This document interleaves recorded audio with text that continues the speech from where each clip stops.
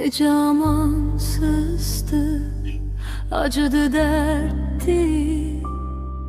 Damarlarda donan kantı ayrılık, İnsanın ömrünü tarumar eden, ölüme beraber andı ayrılık.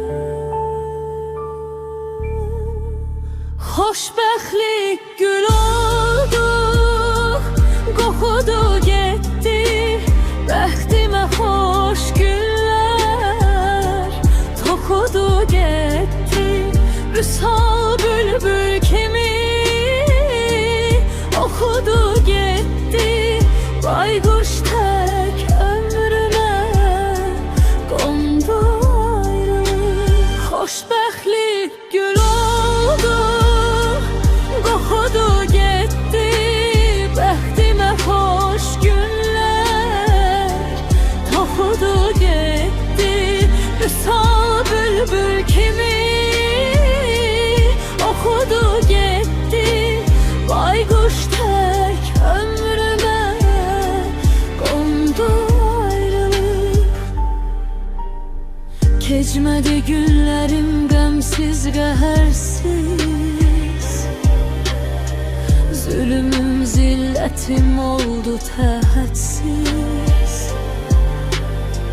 Dənizəm qəlbimdə məndən xəbərsiz,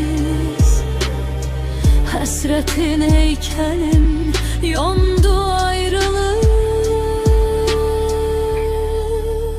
Xoşbəxtlik gül oldu, qoxudu getdi, bəxtimə xoş günlər toxudu getdi.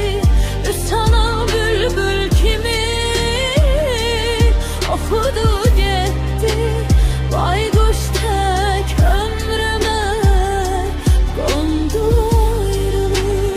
Xoşbəxtlik gül oldu, qoxudu getdi, bəxtimə xoş günlər toxudu getdi.